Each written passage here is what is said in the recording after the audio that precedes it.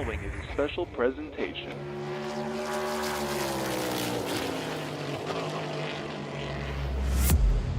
From the Captain Esports Network.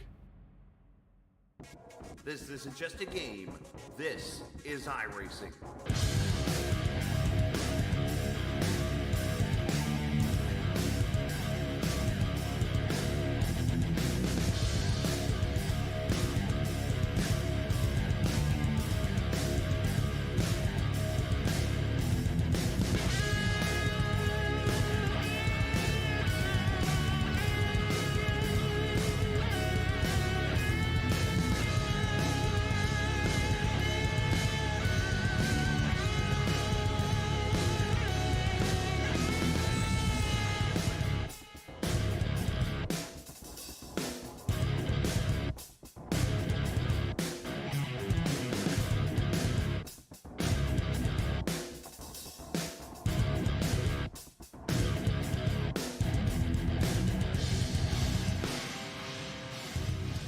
The Commonwealth of Virginia, we welcome you in to iRacing here on the Captain Esports Network, virtually from Richmond Raceway. It's race number 20 of this 2024 Sim500 NCA11.org Cup Series season. Of course, 24 hours later, we're talking about, quote-unquote, the finish of that race last night. Kevin's probably still finishing his NIS race from last night.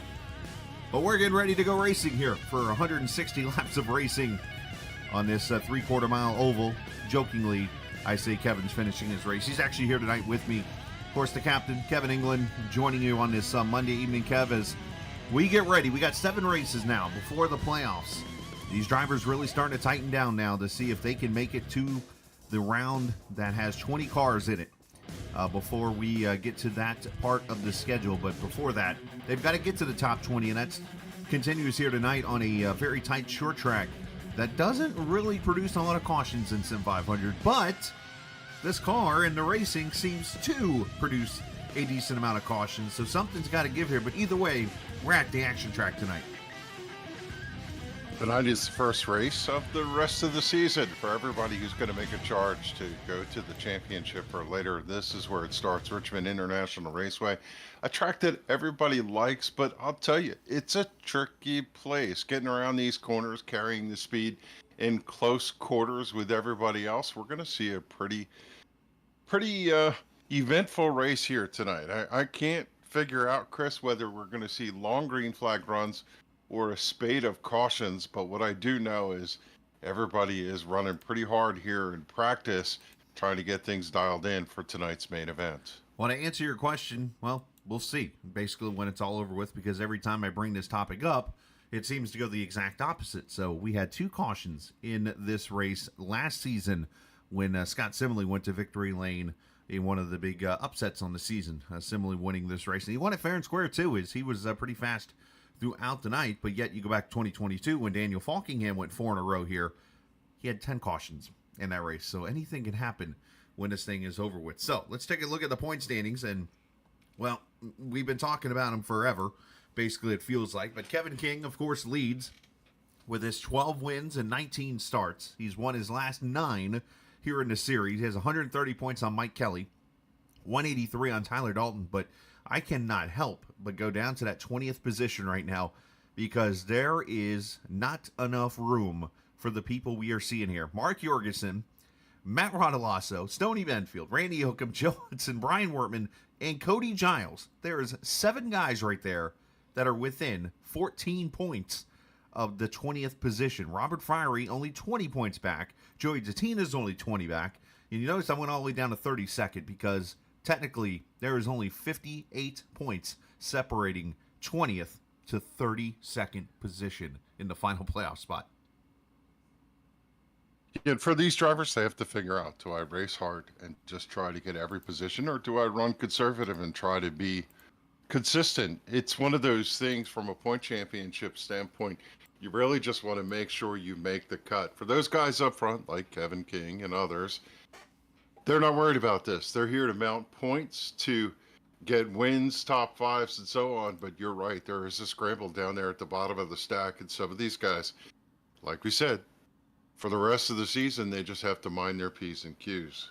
Tonight could be the start of a good run here of 7 races before the playoffs. It could also be the ugly, basically, in the end, and starting on the wrecker coming home later on here tonight. But we'll have to see when it's all over with. Got a good field of cars here ready to go at the Richmond Raceway. And, I mean, I guess it would be wrong of me to not bring this up because it is the topic that I think there are a lot of people enjoy talking about because it's been a successful win streak. But I think there's also a good group of people that are like, all right, we got to find a way to get Kevin out of victory lane.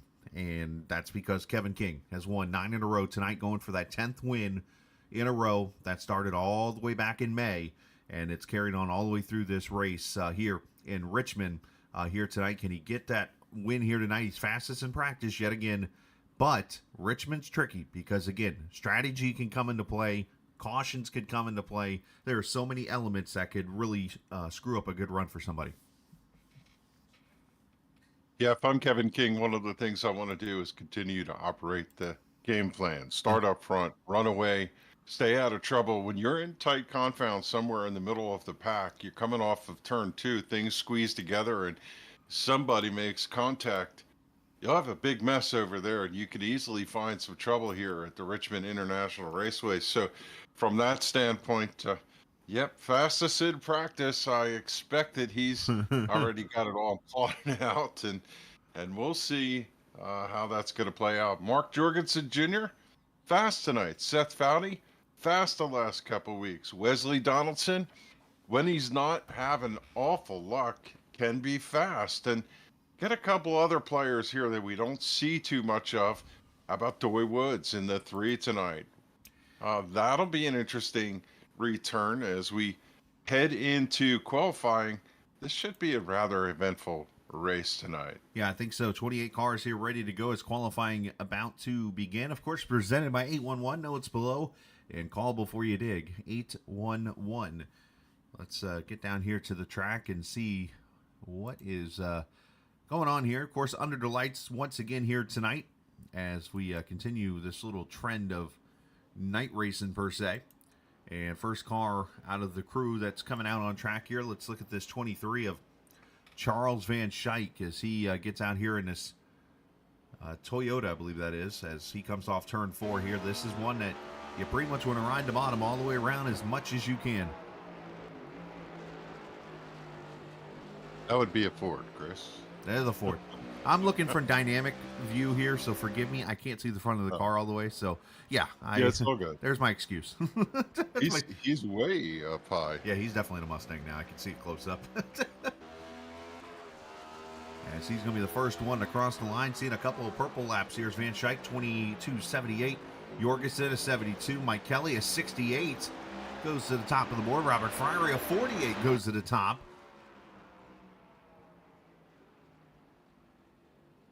As Gonzalez slides in there, 78. These times should be very close, but Robert Fryery lays down a 48. Sibley, a 47 on lap number 2. Good lap for him. Let's, you mentioned Doy Woods. Let's go on board. And some old school racing fans might think this number is hypocritical, but the Haviland number 3. Yeah. Something. It is rather odd. Yeah. Jorgensen, 22.25 goes to the top. Jose Gonzalez third. Seth Foudy at 29. He's second. So these guys are laying down some pretty good laps right here. As here comes Kevin King out of the pits. We put the camera on him only because race in practice. He had some pretty good speed in that number 77 tonight. Right now, sitting in the 7th position. Fryery, the winner of the Xfinity race at Milwaukee Mile back earlier this season. So he's got a little bit of luck here on these flat tracks. This one a little more banked than Milwaukee, but still a very similar driving style. As King's going to throw away that first lap. He's going to drive that thing all the way up to Martinsville and back down to the bottom lane. 22.77 was his time. At 22.247 is currently the pole held by Mark Jorgensen Jr. We'll see what that thing just rocks Kevin has as he. Man, that thing is just painting. Right down on the yellow line. Climbs out of turn 3, out of 4. Here it comes across the stripe. Yikes, 22 A flat. 66 improved by. Wow. They call that out, a 22.066 to a 22.247. King with a pretty good lap there. Zip code. Yeah, that's pretty sporty right there for that 29 car. And you see how the whole process worked out. He set it all up and brought it off the corner there to come to the checker flag, and that's what helped him get that lap and even come into the white flag, I should say, and then come to the checkers. Jose Gonzalez crosses the start-finish line. He's actually already completed his laps. Looks like everybody is pretty much done. So once again, put in the books, Kevin King on the pole for the race here tonight at the virtual Richmond Raceway. And a big shout out to, again, 811. Know what's below and call before you dig. Make sure you do call 811. And you know what? We got a quick minute here. Let's get the pole man. If he's in chat here, he's usually down this way. That's Kevin Stone. Don't want to get him mixed up. I think this might be him right. Jorgensen out there running some extra practice laps in the Mountain Dew Zero Sugar Camaro, just trying to put in his time, check his tire wear. Yeah, I think I pulled up Kevin DeBrown here. So, Kevin, you there?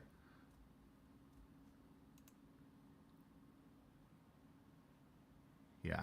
He has flown the coop. Yeah, he flew out. It's okay. We'll move him back down to his team name, Jen. I realized as I pulled him up, I'm like, no, that's not Kevin. See, again, there's some names in Discord here where I only see the like first name or first letter. So I'm like, I knew saw the K in team name. I'm like, maybe that's King. Oh, nope, that's gonna be as I pulled him up, Kevin. As I peek down there and do not see Mr. King in in the house. At least I tried to interview Kevin DeBrown. Let's put it like that. But all right, we're gonna wrap it up here. Let's go trackside because we're getting told by my producer we gotta go to the national anthem. FYI, I don't have a producer. Let's go to the anthem.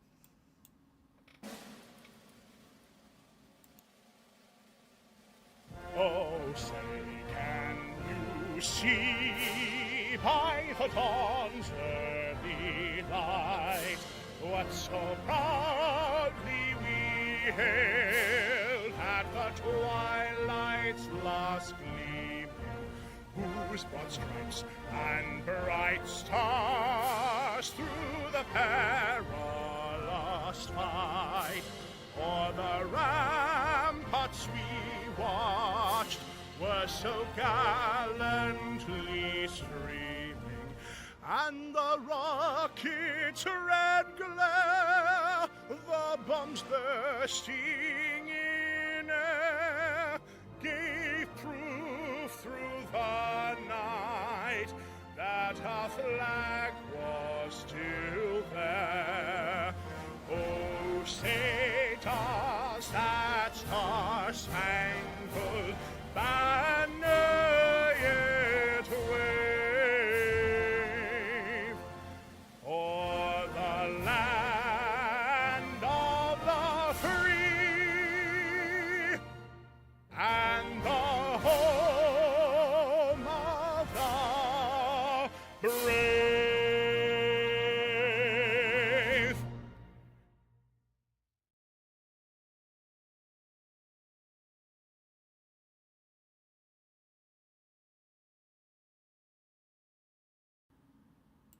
All right, here we go. Back at it. As wasn't sure if we were going to get the extended warm-up like we did last night for the Xfinity race. Looks like we're going to be ready to go here from the Richmond Raceway as we take a look at the starting lineup. Kevin King on the pole.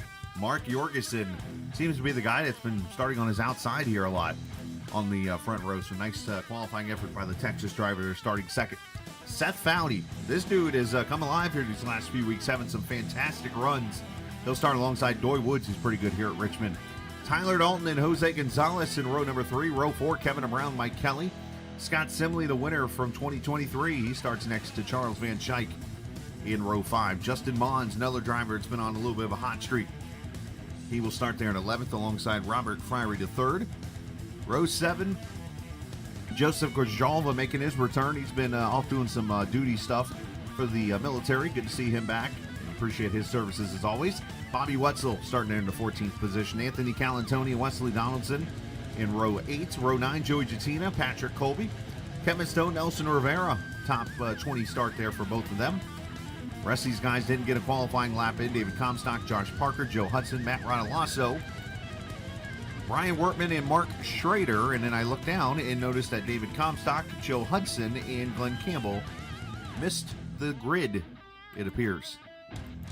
Race information tonight, 160 laps, the usual iRacing default weather, 3 sets of tires, 2 overtimes, and a partridge, and a pair on this 3/4 mile Richmond Raceway as we get ready to go here, Kevin. Of course, we get the extra lap of pace. You had a chance, I believe, to race last night. I did see you racing, so I assumed you were doing NIS. What did you learn last night for this track?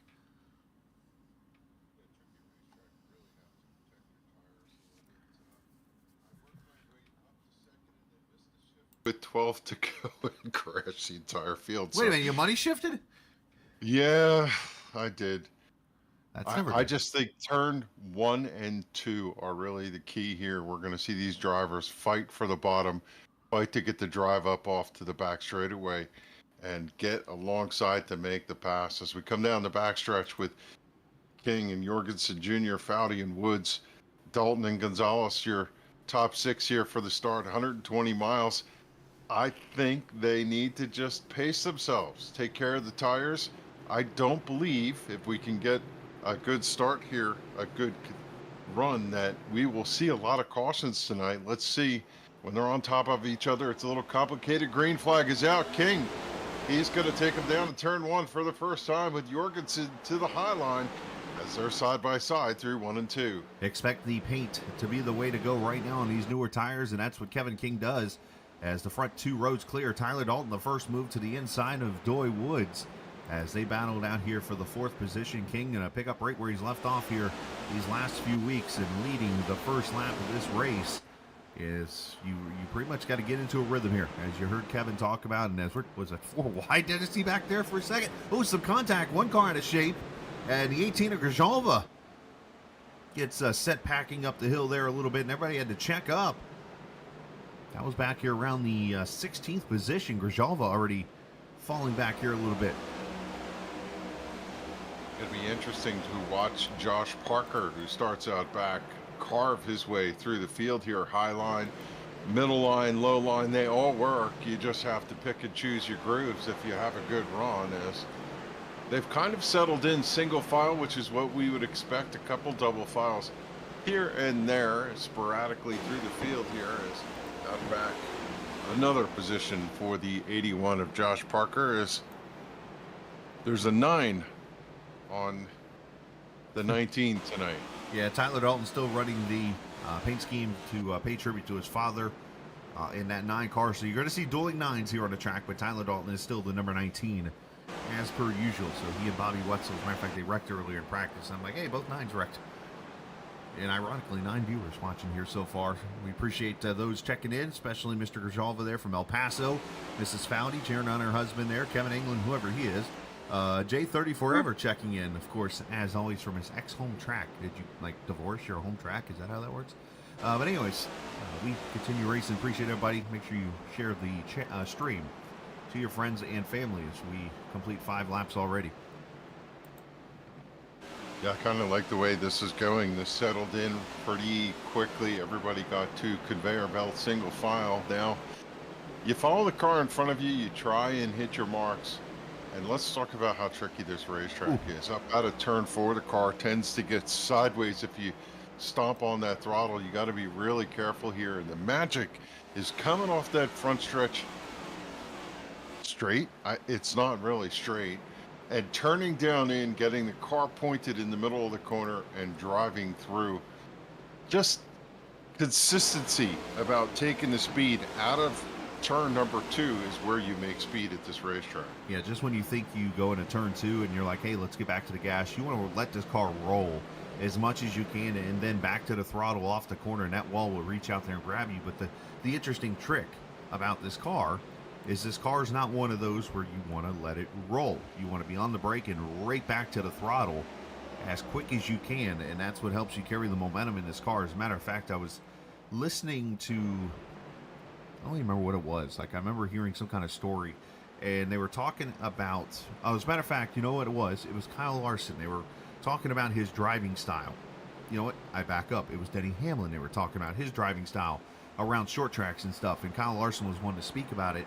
And one of the things that Denny mentioned is how he's able to stay in the gas a lot longer while braking. It's like a short track move. And it helps him with the momentum through the corner. And it's an interesting trick that, you know, the good short trackers learn. And with this car, it's not one of those I'm so used to just braking and let it roll through the corner and then gas, where it seems like the fast guys are able to do them both at one time. Yeah, as you roll down the corner, you're holding the throttle open while you're pressing the gas. You let off on the gas, and every once in a while you could just punch it right in the middle of the corner. It helps the car rotate, and drivers are using both feet simultaneously sometimes as they roll through the corner to try and get the car to both turn and launch at the same time. It is a tricky thing to do. I don't know if anybody's shifting here tonight too. What we saw a lot is drivers running in fourth gear. As they come out of turn 4, they run through to about the start finish line, shove it in fifth, and then at that point where they turn down into turn 1, they'll get on the brake, they'll use some of that throttle that you were just talking about, and sometimes they'll dump it back down to fourth to get the run up out of turn 2. As we arrive at Kevin Brown, just kind of answering your question right now, fifth gear for him all the way around this track in that 93 car. And, you know, I must ask you the question here, too. You're obviously a guy that's been around the modifieds and stuff, got to know a lot of people in that realm. Is that a trick that a lot of people you know about running in modifieds do with their feet? I mean, I know Donnie Leah, obviously, he's one that runs here sometimes. He's a modified guy. Do you hear about that trick where you're 2 feet and pretty much the throttle and brake? Yeah, I mean, sometimes what drivers talk about is they don't want to really let off the gas all the way. And if you keep some gas in it, it changes the way the car dumps over on that right side in the traction. I don't know how much that translates to the sim, but you do see drivers sometimes using both, feathering both, and just trying to change the way the car carries the weight over to the right side as you're driving it through the corner. As Jose Gonzalez takes the 5th position away from Kevin Brown. Doy Woods up there on the outside there. And there's Mike Kelly. Mike, who I wonder if he's feeling a little bit better after last night. A race that pretty much he had, you could say, in the bag. Some might argue you didn't. Unfortunately got with some lap traffic that he had a little bit of a tiff with earlier in the season. And it allowed the second place car of Karlovaj to catch him and make the pass on the last lap to win the race last night. So you wonder, will Mike rebound here after that? Some tough luck there, but he does hold the points lead in the Xfinity playoffs after 2 races in the championship round. So hopefully he's able to shrug that off and have a good run tonight. Kevin King was talking about the prowess of Jorgensen Jr. and how much he's been a student of the game. That 88 looks like almost he's hooked on a hitch to the back of the 29, just keeping pace, staying right there in his tire tracks as they come up on a slower car, the 44 of Glenn Campbell. I believe Glenn might have started from the pits here, which is why he's so far back here. As it'll be interesting when they get to him to see how they work their way around. And keeping pace, Tyler Dalton sitting in 3rd. I know Tyler would like to get up and lead a lap and then lead a bunch of laps, get some clean air, but that number 9 looks pretty quick here tonight. Yeah, he's up to the 3rd position, just past Seth Foundy. And you mentioned Glenn Campbell. Yeah, he is a lap down, almost about to go a potential second lap. No, I'm sorry, he is about to go 1 lap down. So let me get that corrected there. But yeah, he started in the pits. David Comstock, he's in the session, but has not come to the track yet. And Joe Hudson, unfortunately, has not made it out yet from the qualifying, so I wonder if he got kicked. I know one thing that they had talked about, and then the reason why I made the joke about the warm-up is because last night, for the first time, they actually extended the warm-up to 5 minutes, and that is because they've had numerous people, I think they said 6 or 7 people, that have been in races in recent time that have been kicked out after qualifying, and they wanted to give those guys time to get back into the session before the race begins here. So I'm not sure maybe if that's what happened to David Comstock or Joe Hudson and even maybe Glenn Campbell, but they were not able to make the start here tonight because of that. So unfortunate little bug, if you will, that is affecting the league. And others probably too. Wesley Donaldson, 10th position here. He has passed Doy Woods, so Doy Woods down 7 spots already. Big gainer in the race. Let's see. Parker and Randy Oakham back there in the 18th position right now. Saw Grijalva sitting underneath the 9 of Bobby Wetzel trying to pass that position back there for 19th. You know, we say this on occasion. Sometimes the hardest part of racing is out in the back of the field is Wetzel dives back underneath to do the crossover out of turn 2. They might make a little contact. Wetzel gets it sorted out there, and that opens the door for Joey Jatina. Joey down underneath the 9. So difficult to make speed out of turn 4 on that high line. Now the difficulty is for the 14 getting it slowed down to the yellow line and trying to carry the speed through the middle of the corner to execute that pass. They're still tussling for that position as Wetzel's going to use the high line to his advantage to carry the speed. And well, look up a little bit further there. Here comes Callan Tony on the march in the 13th position. The Talking Giants Camaro trying to make a charge. Yeah, he obviously, let's go back to Grijalva real quickly. That battle with Wetzel. Wetzel set up the move on Grijalva there by running that top side, and that's where they almost came together there. So seeing that top line work a little bit, but Callan Tony here, as you mentioned, trying to get around Charles Van Schaik, but as these tires wear out, you wonder if this track is going to open up a little bit. I was a little skeptical because of the surface at night, but maybe we're going to see this high groove become the way to go as Parker and Callan Tony almost door each other right here in the 13th position. So Parker definitely rolling that middle groove and gaining positions so far here as we complete 28 laps. You notice I have not said the word pit strategy tonight because it's pretty simple. It might be one of the more simple pit strategies you are going to have tonight. You get to lap 80, you come to pit road, you don't come back. It's as simple as that, unless you get the yellow. But good field of guys here tonight, and I would not be surprised if we don't see any. But we say how I jinx things pretty well around here. Yeah, right now the story for the drivers, what's on their mind is tire wear. Yes. This is the point of the race where you start to see the drivers who have abused their tires going out a little too fast start to slip back a little bit. If we got halfway through this run and then they nurse the car all the way through, and I wouldn't be surprised, given they could go, what, 90 laps, I believe, on a tank of fuel, that some of them might short pit a little bit in order to get the worn tire off and try to get back to pace. Yeah, right now, seeing about a half a second. That is it of wear in these cars. Half to about 8/10 of a second right now. Pretty much all the drop-off we've seen after about 30 laps. So, obviously, tires, yeah, they're going to mean something, but definitely not falling off as much as you see. And yes, we don't have the whole yellow and red tire thing tonight, which, a lot of people said good things about last night. But it's a very important thing. You want to be able to keep those tires underneath you. And I think depending on what the fall off looks like here in about 50 laps or so, Kev, could be very important with maybe potentially pulling an undercut and seeing where track position becomes more important. Yeah, agreed. I'm looking up front here, and we're watching the 88 trying to track down the 29 just before they got to the 44 of Glenn Campbell. Put him a lap down. Kevin hit a couple stellar laps, Kevin King that is, and was able to stretch it out. So by the time he moved around the 44, he cleared him pretty easily. And then the 88 struggled just a touch. There's a 1 second difference between P1 and P2 right now, with the two of them having darted out quite a bit past the third place car, which is the 93 of Kevin DeBrown. So starting to stretch it out. We have cars physically around almost the entire racetrack at this point. Yeah, Kevin DeBrown displaced Dalton for the third position just a minute ago, and you see Mike Kelly now, who is up 3 spots, and he's bringing a very familiar person, the winner from last season, Scott Simley, his teammate, trailing right behind him in that same paint scheme that went to victory lane in this race. And Scott doing exactly what he did last season, just kind of hanging around the top 5. And when the time came, he came up there, and I obviously don't have the memory in my head of who he passed last season, but made a pass late in the race at this track and went to victory lane.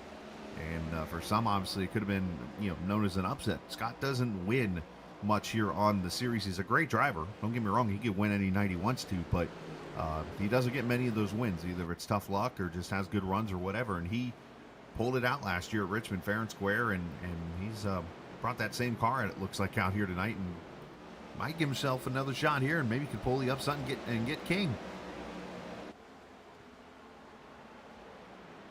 Caution on the speedway here. Joseph Grijalva, maybe, who's come to pit road. And I see some front end damage all the way from over here in turn 1 on that car. And the caution comes out, and let's put a wrench in this one, boys. Are we staying out here, Kev, or are we coming to pit road? There's a little wrench in this one. I have to think with this many laps, I would look to change my tires. I think fresh tires is going to make a difference. These two, just going down the straightaway, make a little contact. The 18 careens off to the inside wall. I'm not sure if that was a, hey, I need to tell you something moment there from the 9. I think Wetzel might have had enough of the 18 there. We'll have to go back and look at that here in a second. We got pit stops. Everybody's coming down pit road. There you go. Yeah. Except for one car. Maybe 2 tires? That's a possibility. Now, there's one car that's not pitting, and I'll let you guess who that is. Yeah. It's usually a known fact of who it is. Here we go with the pit stops.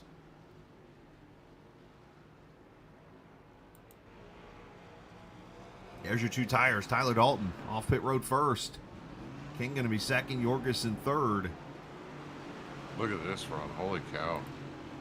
Tricky pit road. You could speed here very quickly. It's a narrow pit road.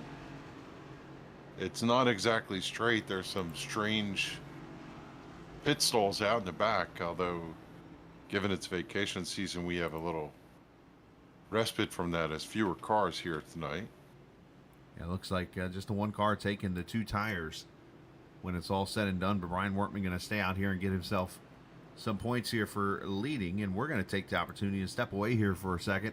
We'll get you back here with more racing. It's the Sim500 NC811.com Cup Series, or .org Cup Series, I should say, on the Captain Esports Network. This tree is going to look great here. Did you call 811 to protect your underground utilities? I can't wait to see these roses come up. Dig, dig, dig!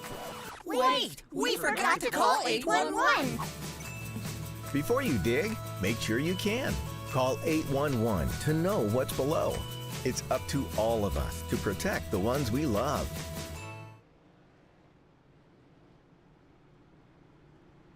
Back we are here at the Richmond Raceway in the NC811.org Cup Series race number 20 as we get ready for the playoffs, just 6 weeks away. And shout out to Kevin King, whose car apparently didn't want to leave my screen the whole entire time. Tyler Dalton leading this race after a 2-tire pit stop, and you see him up there in the front in that 9 car. Kevin King, who's led every lap until now, second. Jorgensen third. Kevin Brown, Mike Kelly, your top 5. And what this does, Kevin, and here's why I thought about this a little bit more, and why I think everybody pitting here is a good thing, is now it sets you up to where you could split this race. It's 120 laps now, so you could almost split this race to lap 60. Come to pit road, less fuel, take your tires, and go for it. Yeah, that does make sense. And in the context of speed, certainly the drop-off after 38 laps, 40 laps, the fresh tires are really going to make a difference. What'll be interesting is how well Tyler Dalton, 1, launches, and 2, is able to hold bay with 2 tires. Every once in a while you find that racetrack where 2 tires not that much of a detriment to you, and you get the track position. So I'm really curious to see how that works out for Tyler as Brian Wortman's service is done, finished in a way, and he's going to go join the back of the field. All right, here we go. Green flag back out. Tyler Dalton leading on 2 tires. Let's see how this one rolls. And for those watching, we will go back to the Grijalva incident because I have an interesting perspective as I look at this. Tyler up the track. Wonder if he got loose going into the corner there and had to go catch it. Because usually when you have a car like this with two tires on it, car wants to get very loose as King goes to the front. Lap number 43. Back under him there. I'll try. The car will turn. The car won't turn, yeah. Yeah, you saw the flame come out of the pipe there as he had to lift the car, just did not point in the center of the corner. I believe that was Mons back there that got a little loose there off of turn 2. Battle for third is Jorgensen inside of Kevin Brown. The Brown traditionally fast on these quick stints. Jorgensen wants to keep the track position and keep close to the 88. Right now, he's slipped back. He's the loser in this exchange. Oh, caution back out. Like Billy. And Matt Rodolasso and Joey Jatina look like contact back here. So second caution. And now we get 2 cautions to show you here. Let's see what happened as the 14 and 49 go around. A little do-si-do on corner entry there. Oh, Jatina sends Parker to the wall. Let's start with that. Yeah, Joey's car just broke out here. Yeah, you know what? Maybe too much rear brake spins the car out, and Rodolasso nowhere to go. Unfortunately for him. Tough break for both those cars. But yeah, this started. You go back to turn 3 and 4 here. Watch. Jatina's going to get into the back end of Parker here. And Parker has a save and goes up there and does his best Denny Hamlin. And then comes off of turn 2 as they go into turn 1 and 2, I should say here. Apparently, I just don't have any English tonight. And maybe too much rear brake. Back end comes around and just squeezes the outside wall. No harm, no foul. It looks like for either car there should be able to bear bond that thing. Oh wait, they can't use bear bond anymore, can they? They'll put something on there, tape it back up. But I want to go back to the caution at lap 36 here, Kevin, and you can watch here on the screen here. But is this one of these where, I mean, Wetzel obviously, you know, maybe I don't want to say did this on purpose or anything like that, but this looks like one of those where Wetzel maybe was just getting tired of battling with Joseph here and maybe hangs a left. Or is this one of those where, like right there, or did he get loose, or oof? Yeah, I wonder if that's a, you know, when we saw it, we have to wonder if it was a message or if it was just, every once in a while you come out of that corner and the car does not sit. You chase it, and then it gives you that little wiggle. And you'll see drivers, when you come out of turn 2, you always want to look for anybody turning left. They come out of here and you see him swing down to the inside, try to use all the racetrack a la like Dover, and they go to Dover, they go down and hit the inside wall, they generally bounce off and keep going and don't draw a caution. And it could have been one of the 2 scenarios. 1, he did it on purpose, or 2, he came off the corner and just chased it down there, and fortunate for him, somebody was there and stopped the bleeding. Yeah, unfortunate there for Joey. But yeah, it was just something Joe, I had to bring that up there. It's either, yeah, I agree with both of your standpoints there. I think either or is a viable thing here. Last but not least, let's go to the replay of the restart there, and let's go on board with Tyler Dalton here. Let's see just how tight or how loose that car was going into turn 1 here with the 2 tires. First gear start there, spins the tires up to second, up to third, up to fourth. He catches 5th gear, goes into the corner, and I don't know. He didn't turn the wheel till late. He almost missed the corner, it looked like. Watch how late. Let's show this again. Watch how late. There is a certain characteristic when you turn in there. If you don't hit that spot where the car grabs and turns left, you will just float all the way around going, come on, turn, turn, turn, turn. You start singing the song. Turn. Yeah, he just missed it, and the car is going to be up in that high line, and you're just going to have to nurse it until you get to turn 2 and recollect. Interesting. Well, tough break there. Either way, Tyler's still second. Second caution out. Look over here, and I did not see really anybody come to pit road there at all, surprisingly. I would think that maybe some people towards the back would come top off the tank or something. under this caution, and nobody did. So everybody's staying out on these about 5-lap old tires. Josh Parker 1 lap down, had to go get some service done. That right side really connected hard with the wall. He and Joey Jatina went down in the corner. Jatina had a fender right against the bumper, and unfortunately it just sent the 81 in, and now the 81 is going to send a little message to him out in the back of the field, give him a little boom, and then drive on by. Oh, the top is jeez, back at you. good grief. Now, Short track Saturday night. Why not? That's what you're going to find. now let me throw this out here. Of course, people do have their different. We're going to have to go back to this one. Let's hear this. Oh, I just saw the 81 go sideways. He caught it for 84. Cal and Tony, what a catch. So That was an outstanding save. I have to put my standpoint out there a little bit. I've always been a believer that if you're on the racetrack, because as we know, Joey Jatina is the guy that runs the series, right? So he's the owner of Sim500. But when you're on the racetrack, you're a racer now. Oh, hold on, Fry Rays. He gets loose after contact. And not sure if... he saved it. That's exactly what that thing I would just described looks like. Car hooks left, goes down, hits the inside wall. Usually you bounce it off with the left side and you're able to drive it away. That looked like contact kind of started that, though. He made contact with the car in front, and the back end came around trying to swap ends on him. But going back to the conversation, if we get 3 seconds to talk about this, please, real quick. Drivers, basically, I've always been that believer. If you're on the track, you're a racer now. And I say that for any league that has admins that race during the race. If you're on the track, you're racing. Because you get that one guy that's like, hey, you wrecked an admin. And no, no. You're a racer when you're on the track. That's right. So let's be real there. That's where hopefully Josh and Joey realize they're racing now. Handle the business part off the track. Driver trying to make a move for 5th right now. Jose Gonzalez down underneath Tyler Dalton. 2 tires for Tyler, not paying off thus far as he's dropped back. Gonzalez going to cover that position. I think, Chris, when we looked at how Gonzalez rode from the beginning, he went out fast, and the car looked fast. But as that run got to about lap 20, he started to fade back through. Able to change the tires, now he has new life. I think he wants to just stay with these guys, but push a reset button, and now Jose Gonzalez, who's amazing on the long runs, sits in the top 5, and if you give that guy a chance to stay in contact with the leader, he's one, like Scott Simley did last year, that could drive around you.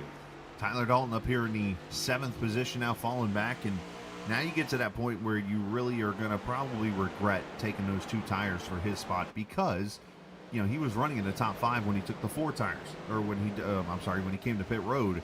So now he's losing positions on the net when it's over with. So obviously a tough situation there. Is battle for 4th here. Mark Jorgensen, who's been up in the top 2 throughout the night, is under attack here, as Jose Gonzalez tries to get around him. As King with Mike Kelly now behind him in 2nd. Kevin Brown, Mark Jorgensen, Jose Gonzalez, your top 5.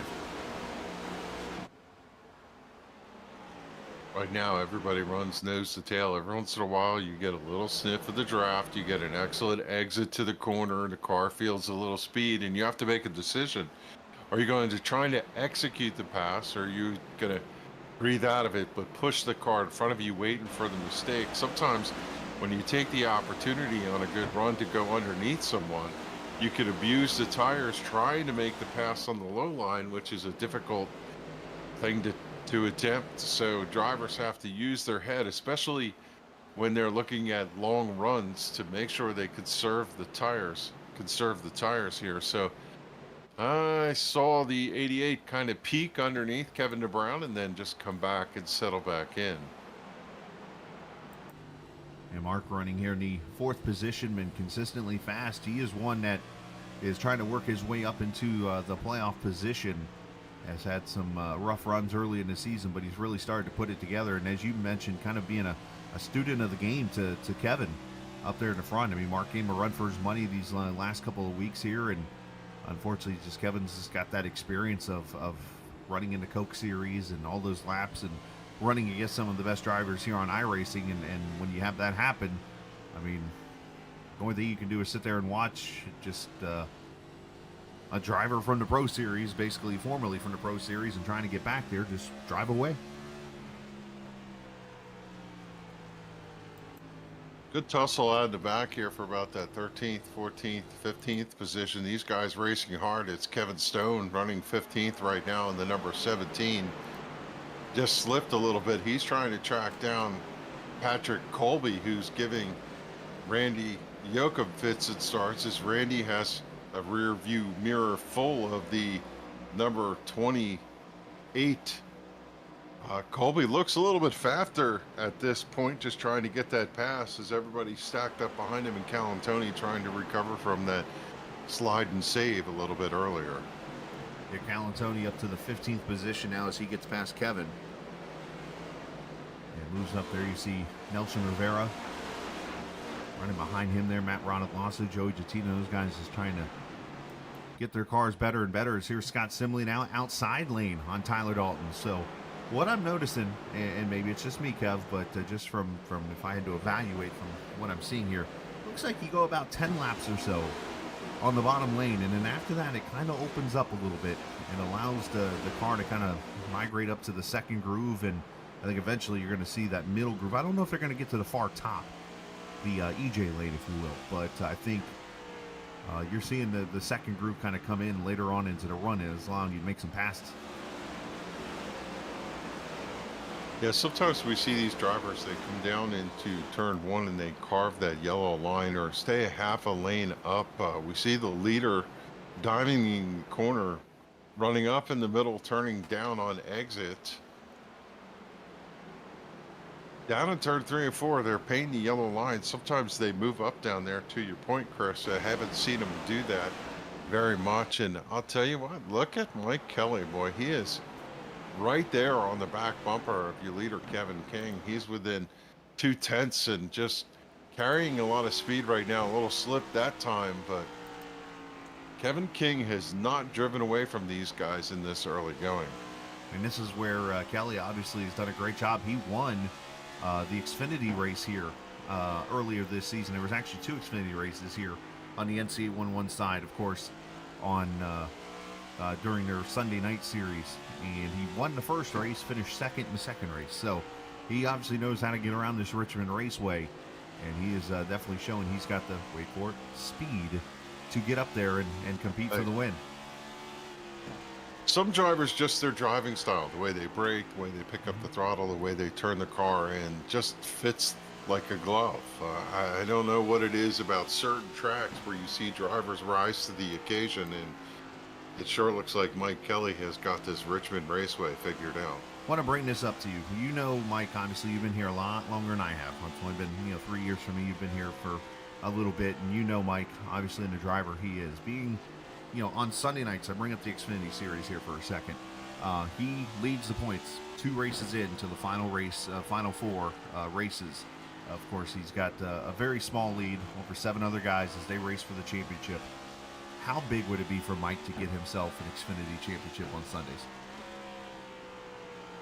Yeah, the one thing you have to realize about Mike, as it is with Kevin King and some of the other drivers in this field, they were here in the NASCAR 2003 days. When we say they're veterans, they have thousands of races under their belt. And for Mike, I don't think the thrill of both winning and championships, he's a racer. He wants to win, and he wants to put the trophies on the shelf and be one of the greatest. He's a Hall of Fame driver, and no doubt about it, man. He's got his eye on the prize as CA move for the 6th position.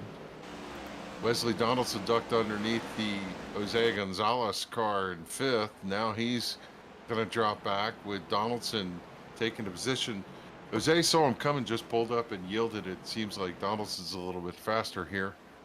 Yeah, Donaldson's now Donaldson is a top 5 car. Wesley's getting better when it comes to long runs, I've noticed. He had a good long run car last night in the Xfinity race, and now tonight in the Cup Series race here. He's done a good job as he tries to battle back and get into the playoffs in that 91 car.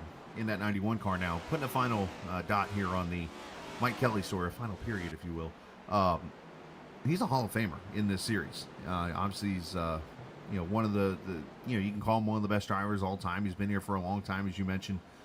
So to see him get a championship here potentially in the Xfinity side, now I'm not sure. I have to go look at his history real quick and see if he's gotten a championship here before. I think he has, but I can't remember off the top of my head, and I'm sure he'll Discord me that answer later. But either way, he's definitely earned his shot to get up there and race for it on Sunday nights, and heck, maybe even give a run to Kevin here tonight, potentially score an upset and win at Richmond. If you're looking down the stat sheet at who has the fastest lap of the race, look back to the 8th place driver of Seth Foudy at 22.473. So far, oh, is trouble! the Joey fastest. Jatine into the inside Oh, wall. no.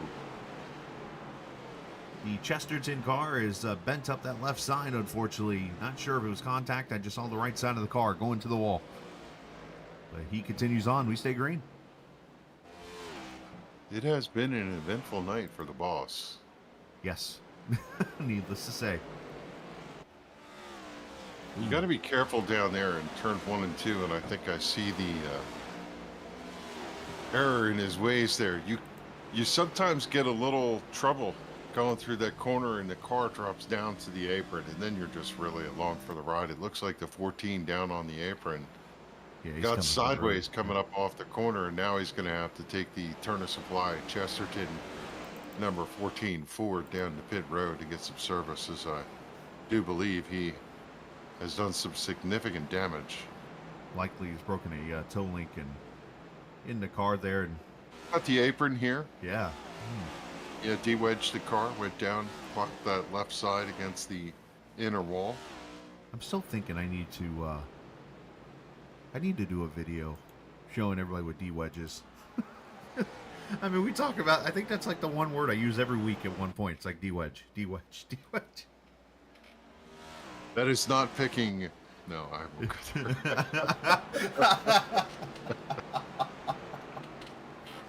Oh, That's off yeah. the air, Kev. Come on. That's funny. Oh, man. 82 laps. Hey, we're past halfway already here. 82 laps complete. Kevin King has pretty much led them all. Only a couple other laps led by one by Tyler, or a couple by Tyler Dalton, and one other by Brian Wortman. But let's step away for a quick second, get you another break in, and de-wedge, I guess, if you will. And we'll come back with more Green Flag Racing here from Richmond on the Captain Esports Network. When do you plan on putting in that new fence we've been talking about since last summer? I guess I could start tomorrow.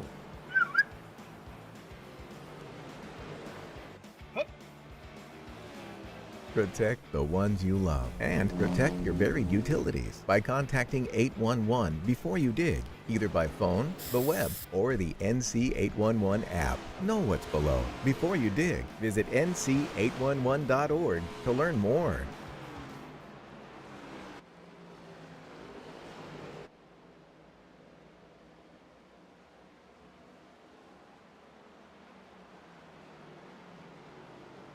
Back we are, battle for second in place as Mark Jorgensen getting a little free there off the bottom side. Looking underneath Mike Kelly is Mark definitely showing that long run speed in this 88 car as he is going to go to the second position and pass Mike Kelly as Kevin Brown right there behind him in the fourth spot. Unfortunately, this is 1.3 seconds back from the leader, Kevin King. I'm sure Kevin's crew is telling him what happens out behind him, as he is one of those drivers that is always paying attention to what's going on the scoreboard. He knows that the 88 was mired back there in fourth on that race start, and slowly Jorgensen Jr. is picking his way through. Now the question is, how's his lap times? Is he going to be able to run as fast as Kevin? We're looking at a 23.181 to a 23.212. So Kevin also could have seen the 88 come around and start to turn up the wick a little bit to see if he can make sure he keeps the 88 at bay. Appreciate all the viewers hanging out here tonight on this Monday evening. If you're new to the channel, hit that subscribe button. If you're not new. We appreciate you coming back and hanging out with Kevin and I tonight as we start that stretch run to the last 7 races before the playoffs kick off here for the Cup Series. They actually have a little bit of a different schedule than the actual Cup Series, as their playoffs will start at the Talladega Superspeedway on October 7th, which in real life will be in the middle of or just finishing up the round of 16. But the schedule pretty much matches up with the Cup playoffs.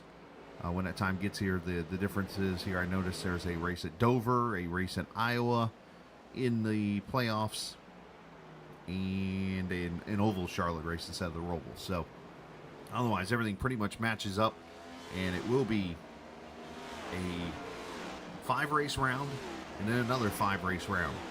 Basically, what will happen is 20 cars will race for 5 races, and in the top 10 in points after those 5 events, or 5 events complete, we'll move on to the finals and race for 5 races, with the most amount of points going to the championship, or the champion. Again, I'm having trouble speaking English. Hopefully it makes sense. Hi, Jay. As Jay says hi in chat. During the break, I took a moment to go back and look at the 9 car from that incident where he had contact with the 18, trying to see what the in-car showed as to the steering wheel input. You could see the 9 come through turns 1 and 2. Bobby Wetzel, the car wobbled a little bit. He tried to catch it. The car was sideways, juking coming up out of the corner, and it just feels like from the steering input, you could see the car move left, and he was putting right turn into it. So I think when we talked about the 2 scenarios, whether he doored him left turn Clyde type situation, I think I'm going to look at that and say from the in-car view, it looked like Bobby just had his hands full, and unfortunately the 18 was there to catch his troubles. Yeah, tough situation. As we went back and showed you it real quickly there, what Kevin was talking about, for those who didn't see the first caution here tonight. But speaking of Kevin, it's now 2.5 seconds. Kevin King, as you mentioned, I think he turned up the wicker a little bit there on the 88, but I'm still watching this 12 car. I know last season he went to victory lane here, but Scott Simley has got something in the next-gen car with Richmond Raceway. So Randy Yoakum's having blinking issues. I was like, what's wrong, Yoakum?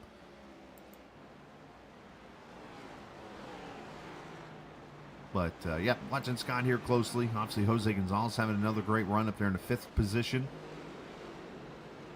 You know, Kevin Brown, after his struggle bus last night, I mean, I don't think he ever got out into the top 20. I mean, it was that bad for the 93 last night. And here he is now in the 4th position, having a great run this evening there in that 93 car. Of course, Mike Kelly, we mentioned his Richmond luck here this season. And then Mark Jorgensen, he's been... I mean, I don't know if I dare go with the whole Pedro Daniel Falkingham comparison here, because those are 2, you know, one's a pro driver now, one's a former pro, but now you got Kevin, who was the former pro. But what I mean by that, the comparison there, is the fact that you got somebody that seems to be running second all the time to the guy that's dominating. And eventually what happened? Pedro was able to catch Daniel and started winning races.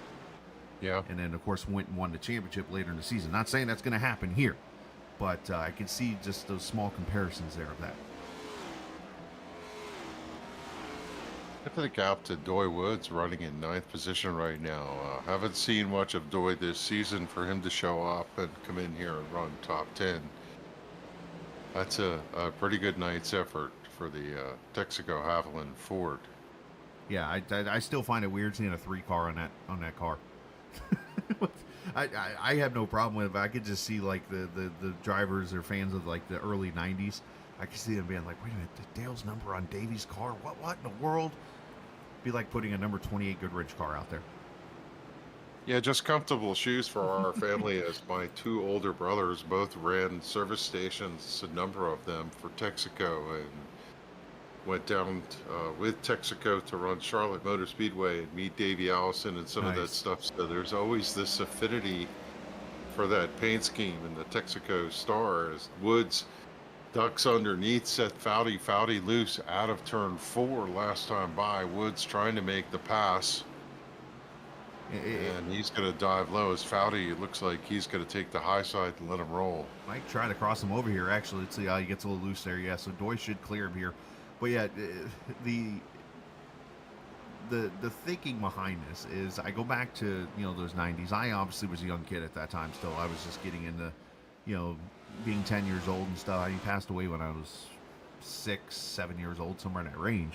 When he was killed in a helicopter crash. And a lot of things I hear from the adults that were watching Davey at that time was the battle that people thought that it would be Dale versus Davey through the 90s. And unfortunately, that got taken away from us. And of course, Jeff Gordon came on the scene 2 years later, but or a year later, I should say. But I would have really been a cool battle to see here. And I think a lot of people can go back and watch those classic races of Davey Allison. You just see the talent that cat had. I mean, he was a great driver.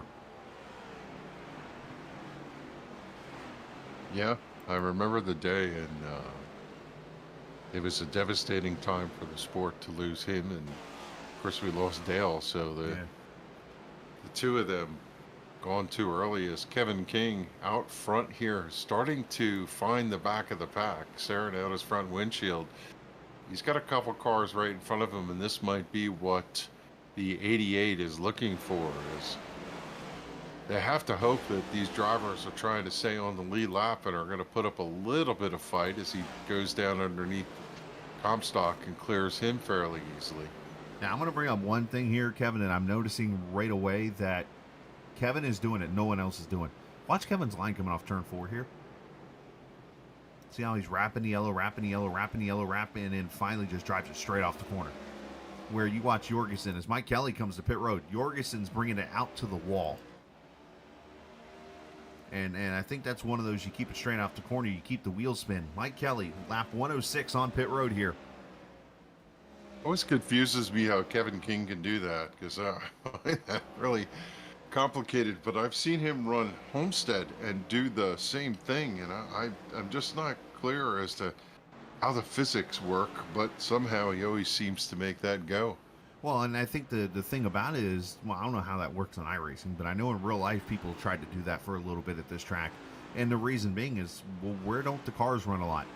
Down towards that bottom area coming off the corner, fresher pavement was the theory behind it. Right, a little bit of grip there, but I don't know if that works necessarily in iRacing. Mike Kelly, good stop, 14.9 as he leaves pit road, and he is going to have some afterburners on this car's about a second or so a lap. He should start gaining on these guys as he tries to pull the undercut.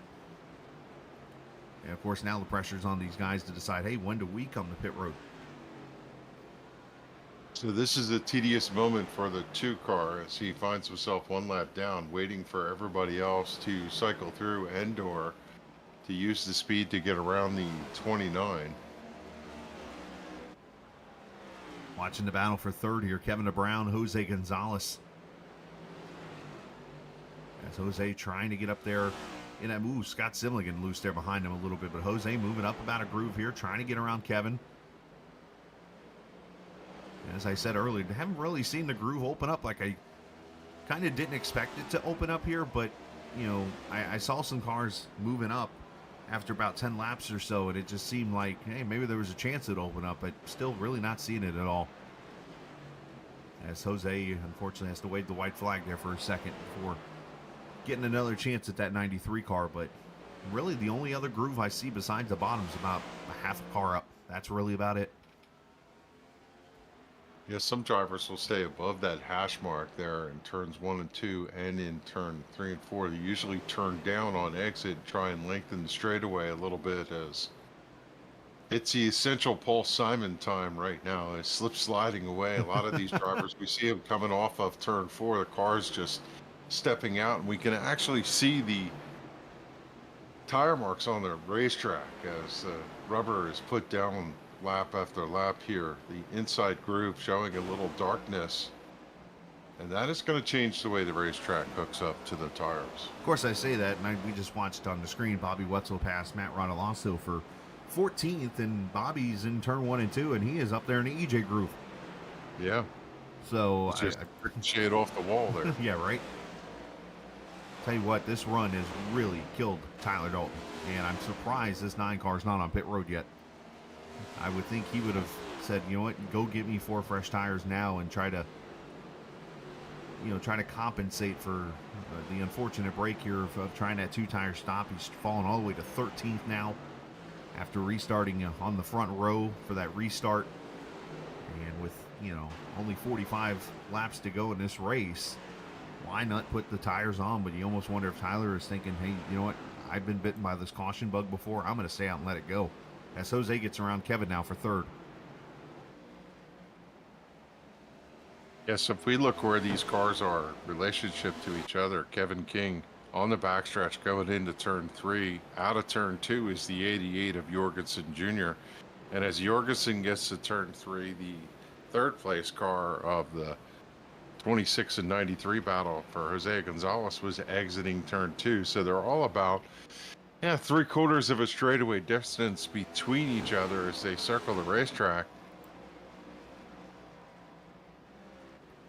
We talked about earlier where Mark Jorgensen was kind of trailing, Kevin obviously for the lead and how they were battling it out. Mark Jorgensen took the 2nd position on lap 85, 33 laps ago from Mike Kelly, and it was within about 1 second or so of the lead. Within those 35 laps, it is now 6.6 seconds from Kevin back to Mark Jorgensen, who, by the way, has put 4.8 seconds of his own back to Jose Gonzalez.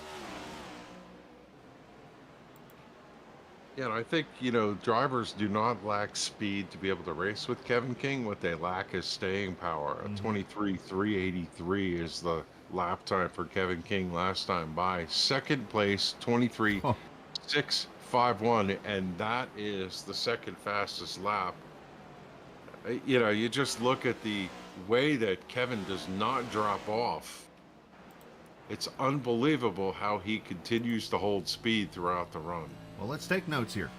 Let's see. We're right on board with Kevin here. Let's see what we can learn. Obviously, 4th gear, all the way down the back straightaway, right down that yellow line, turning the wheel at about 10 o'clock or so. And you see how he just drives it straight off turn 4. Cross start finish line, hits 5th gear for a second, back to 4th, 23.3 on that lap. But the thing I know, and look who's right in front of him there, Tyler Dalton. I mean, just the fact that just how he's able to paint that line, Kev, that's what I'm watching. Yeah. I mean, as soon as he enters the corner, he is on that yellow line, and he's not leaving it. I wish we could show the dynamics of the brakes, because a lot of these drivers have tuned the brake bias. Change the master cylinder and turn that brake bias so that when they step on the brake, it effectively helps the car hook and turn left. And that is a significant change to the way that the car races and how hard you attack the corner. And whatever the secret sauce is on brake bias, you can imagine that 29 also has that dialed in perfectly, as that car is just on a rail right now. It looks like a slot car running around here at Richmond International. As we now go to Mark Jorgensen, Mark's actually in 5th gear all the way around the track here, and he's got a couple of cars in front of him here, a couple of lap cars of Patrick Colby and the 35 as they hit each other up the track. And Schrader gets into Colby, and, well, that's one easy way for Mark to go by.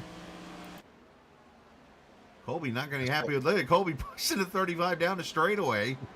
And these two chasing each other like it's recess. That's a perfect time for my boop sound effect. And that, look at that, opened the door. Here comes Kelly for 2nd. Oh, I'm sorry. Never mind. That's not Kelly for 2nd. That's Kelly with fresher tires. It's Kelly trying to get back to the lead lap. Very fair point there. So 35 laps to go. Now, one other point that I want to bring up on Kevin, not to continue to, beat up the fact that, yes, he's fast. But if you look, he doesn't leave the bottom until the Geico restart zone. You watch some of these cars, they're just unable to hold the bottom. But then you watch Kevin, he just literally just paints all the way until the restart zone. And it turns up the track here. Watch one more time here. Just watch how, as soon as he passes that hash mark entering the corner, he's on the yellow. All the way around, all the way around, all the way around, restart zone come up. The interesting thing is he runs fourth, shifts into fifth, and then drops it down into fourth pretty quickly. That's a difficult thing to do as you're applying the brake and turning into the corner, is to get the RPM right. So you can drop a gear. But as he drops to fourth, that also slows the car down and helps it to turn. Here's Doy Woods. He's kind of doing the same thing. He's the first person we've been on board with that we've actually seen do the fourth and fifth gear. Usually, other drivers we've been on board with have been strictly fifth the whole time. But 32 laps to go here in this race. Final pit stop should be here shortly. So let's step away real quickly, come back, get you to the finish of this race. It is Sim500 from the Richmond Raceway on the Captain Esports Network. What a nice day to install my new mailbox. Hi there, friend. I'm Dig Safely Man. My job is to ensure you call 811 before you dig. Why do I need to do that? Vital utilities like natural gas and electric run just beneath the Earth's surface. Damaging them can cause service interruption, environmental hazards, or personal injury. I thought only contractors had to call before they dig, so homeowners do too. Call 3 business days before you dig unless you have X-ray vision. Visit nc811.org to learn more. It is amazing how he's... Back we are here, 30 laps to go as Kevin King leads. And we watched the battle here for the fifth position as Scott Simley Doy Woods, 0.4 of a second separation here. Let's actually fall back here to 10th, where Seth Foudy has kind of fallen back after beginning the race pretty good. And now all of a sudden Justin Mons is going to go by Nelson Rivera right here for the 11th, but Foudy a little struggle here in that 11 car. Yeah, it's difficult to figure out who's where after this long run. So you got King out front with Jorgensen Jr. running second. Gonzalez is holding down third. He's opened up some from Kevin DeBrown, who's in fourth. Scott Simley, last year's winner, running top 5. Doy Woods, Wesley Donaldson, Charles Van Schaik, Justin Mons, and Seth Foudy round out your top 10. Nelson Rivera has come up 9 positions from his starting position, looking for a top 10 here tonight. Colin Tony in the 84 is 12th. Mike Kelly, who's on that alternate pit strategy right now, finds himself in 13th. Dalton, Radalasso Wetzel, Stone Friary III, Brian Wortman, and Patrick Colby are the drivers on the lead lap. Mark Schrader sits in 21st, 1 lap down, followed by Jatina, Mr. Glenn Campbell and Randy Yoakum, David Comstock, and Josh Parker Grijalva. Several of these drivers from Jatina, Campbell, Yoakum, Comstock, and on have retired from the event. There you go. After 134 laps here, just 26 to go this time by. And again, the question going to be, everybody pitted at lap 38. So we now come up on lap 96 of this run. When will these leaders come to pit road? And it's going to be very interesting to see green flag pit stops here at Richmond. And I'm watching Kelly here, and you might have a situation here. The later Kevin waits to come to pit road, Mike Kelly's going to be probably his most direct competition here.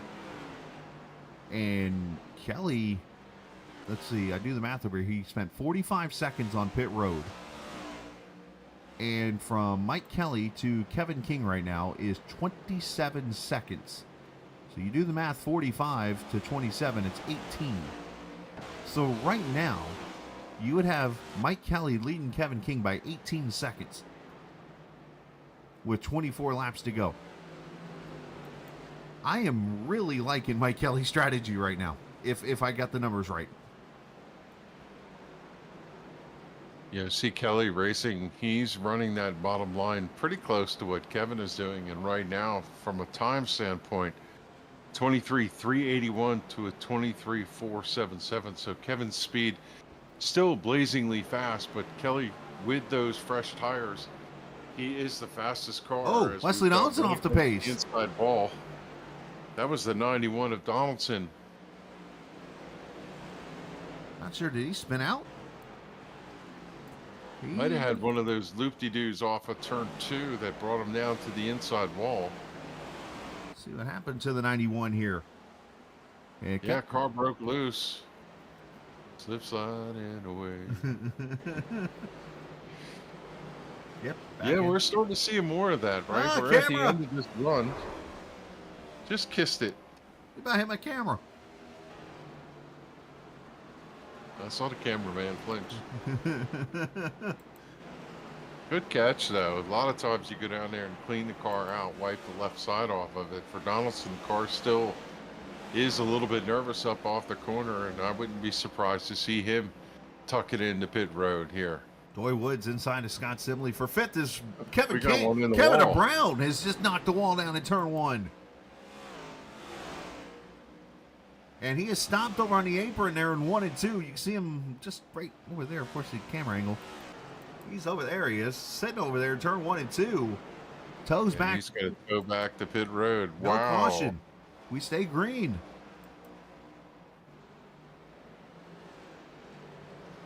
I can't help but wonder. Did he get a little help there? Yeah, I believe he did. That might have been a smidge of payback from something else.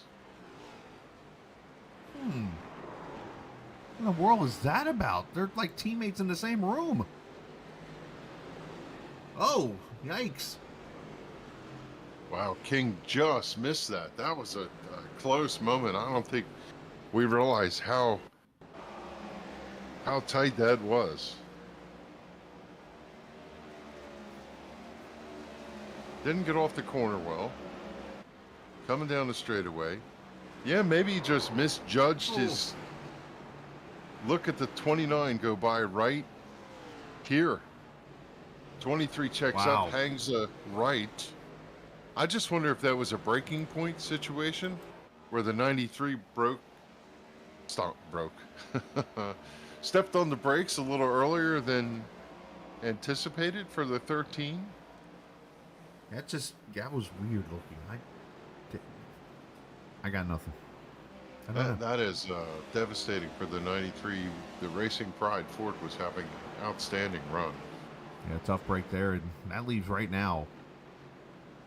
See if I'm doing the math here right. We've got 5 cars on the lead lap now. Yeah, and look at that shot. We're about to have another one come back to it as the 2 has gotten to the back bumper of the 29. Gonna slide down underneath as they go down the back straightaway. They're wheel to wheel on the entry to turn 3. And Mike Kelly is now on the tail end of the lead lap with just a handful of laps to go. I mean, Mike's going to get a top 5 out of this, which, you know what? He pitted from the... I'm trying to remember exactly which spot he was in. I don't have the notes of that, but I believe he was in the top 5, so he's going to get back to where he was. So, I mean, it's a move that's going to pay off for him. He moves up to the 5th spot past Scott Simley. And he's got Doy Woods right there in front of him.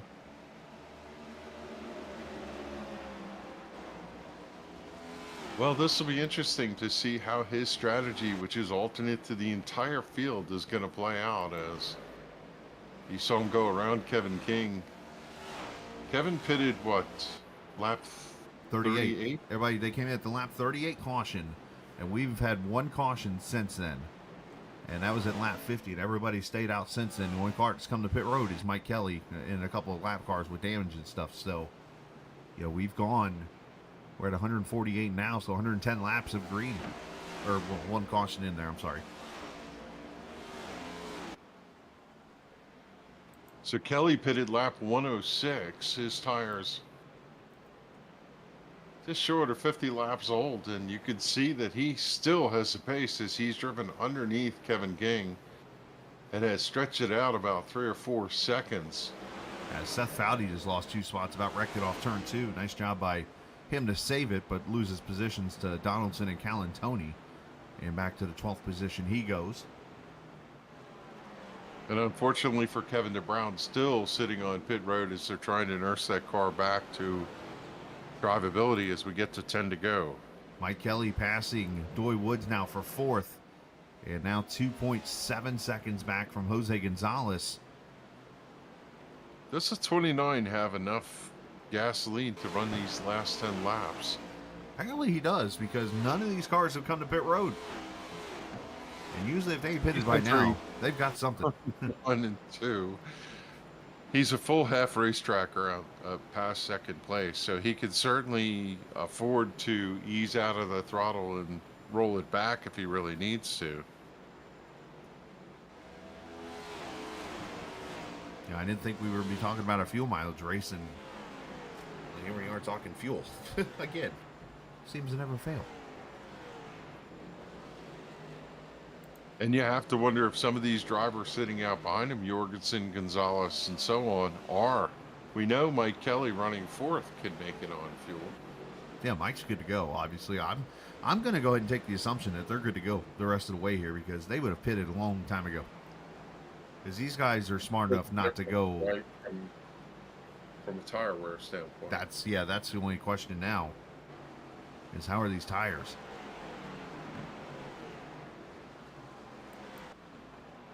There's Jorgensen there, second position.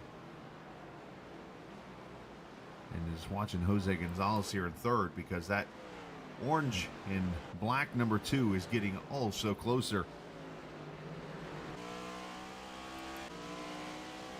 Yeah, I think we have to come up with a nickname for Mr. King.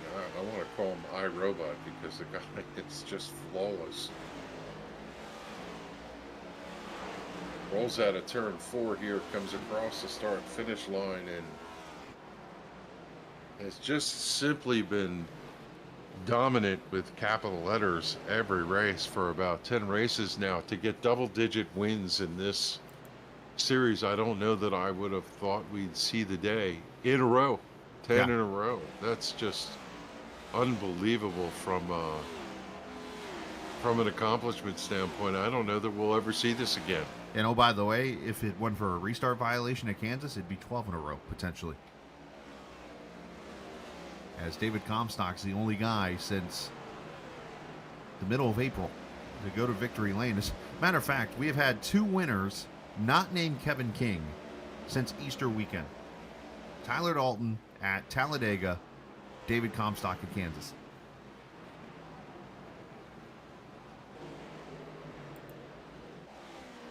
As Gonzalez now has Kelly on his back.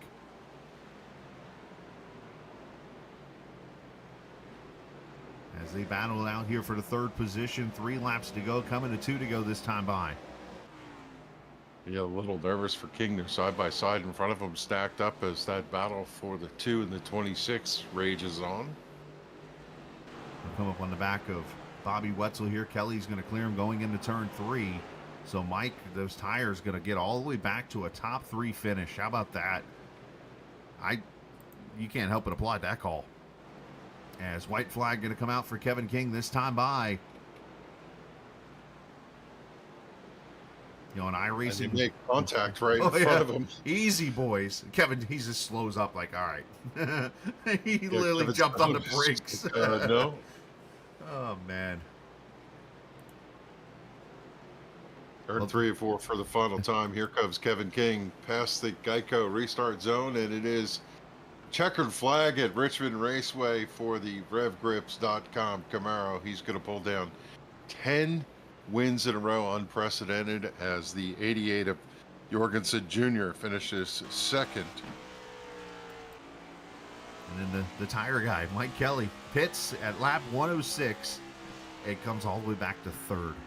Great job by Mike. Great strategy. He's probably going to be smiling about that when it's over with. But yeah, you mentioned Kevin. 10 wins in a row officially now as he just continues to dominate. And tonight he put the whooping on him. It was over with. As I've said multiple times, he's done it different ways. And tonight was just a straight whooping. Yeah, certainly a clinic. And drivers, again, when they come back to this season, I think every one of them can load up these race recounts and watch some of the in-car for Mr. King and see what they're missing, because certainly this was one that you will go down and take notes on, as Kevin King was flawless here tonight and comes away with victory number 10 in a row. Unbelievable. Now, official numbers wise, that's going to be win number 13 for him in the 20 starts. As I mentioned before, that officially leaves only 3 races that he has counted for in the point standings. Remember, 4 drops. So that means 13 of the 16 counted races were wins for him.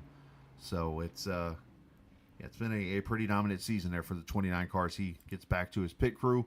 As we show the finishing order here, as King wins it again, this time by 12.9 seconds over Mark Jorgensen Jr. I think he lost a lot of that time there on that final lap when they about wadded it up there in front of him. Mike Kelly finishes third, Jose Gonzalez fourth, and Doy Woods fifth. Scott Simley, Charles Van Schaik, Justin Mons, Nelson Rivera, and Wesley Donaldson, your top 10. Anthony Calantoni, 11th.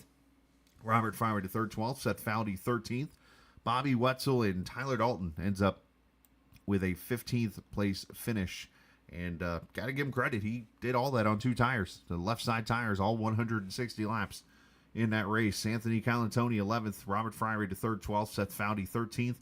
Wetzel, as I mentioned, 14th. Dalton Wortman finishes 16th. Good run for Brian.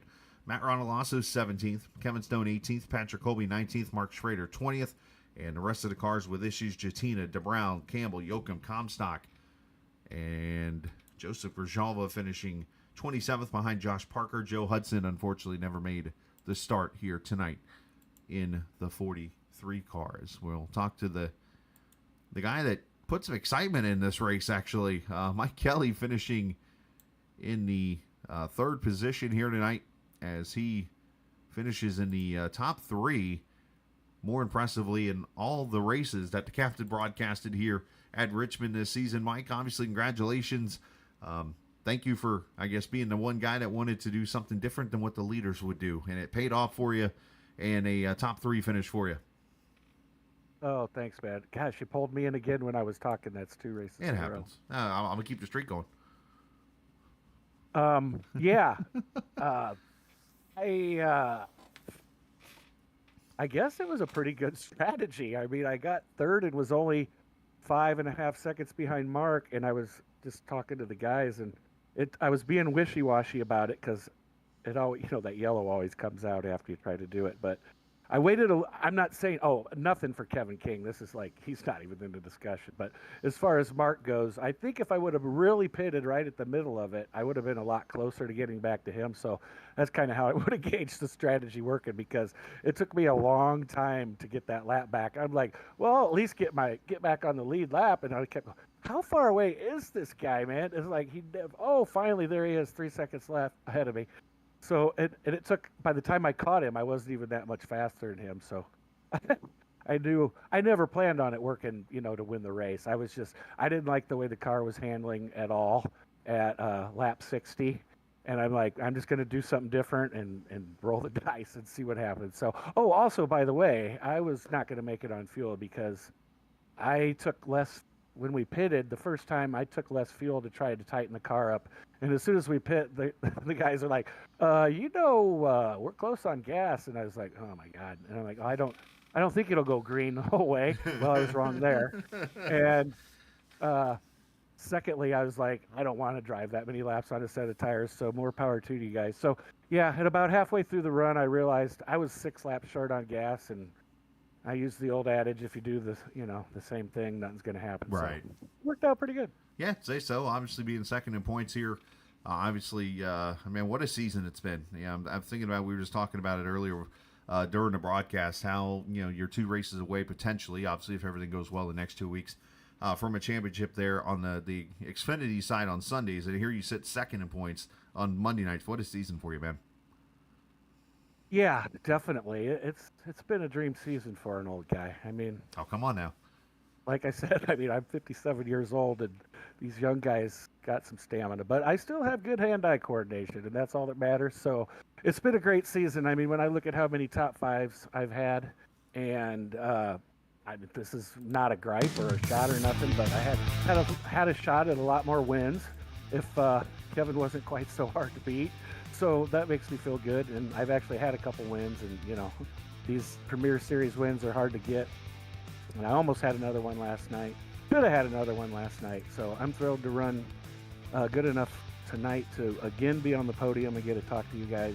And I mean, I hope it keeps keeps going once we get into that chase, because I've been really good in the Cup car this year. So what happened last night? I'm just kidding.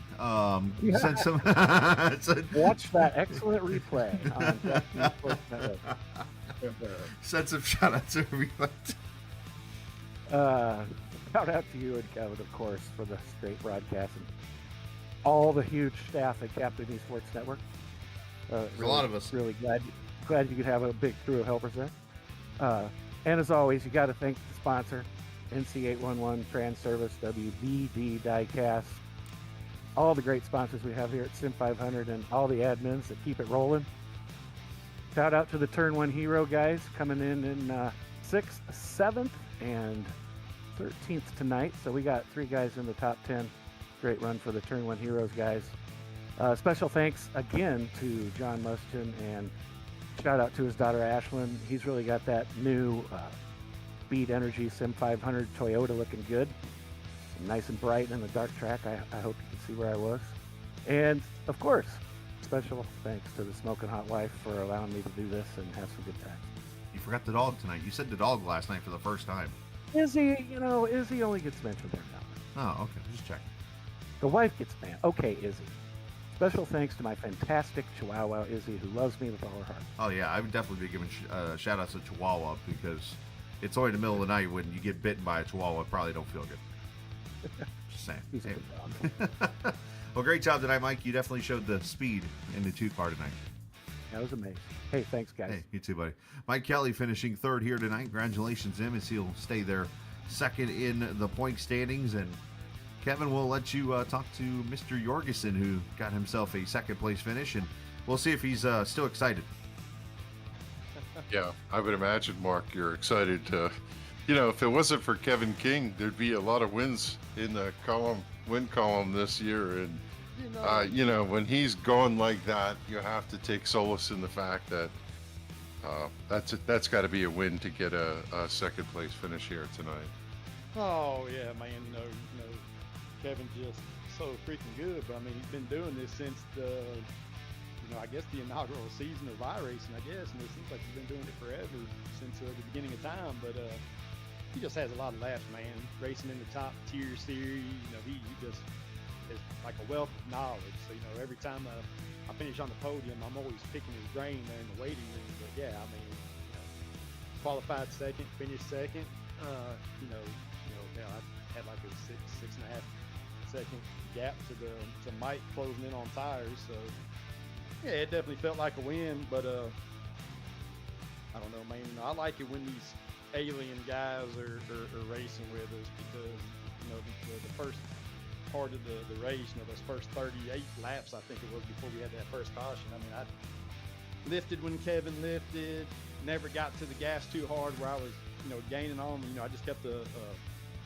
tight gap, and like I said, after that Indy race, man, I think clean air would have helped me quite a bit. Obviously when you're behind the car, I do feel like definitely heat the front tires up. But yes, I mean, I definitely felt good those first 38 laps, and then we had that restart, and I had to get racy with Kevin, DeBrown, and Mike just to try to get back to 2nd, and then I think I ate up a lot of my tire just to try to get past them guys to kind of get in my rhythm. But I definitely felt like once I got to 2nd that I'd be able to hold that spot. Now, tracking down Kevin King, that's almost impossible, but still a good race.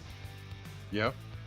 We looked at the first stints. You were right there lockstep with him. He didn't drive away from you, and it seemed like track position was the bane of your existence today. When I look at your season, it's a tale of 2 stories.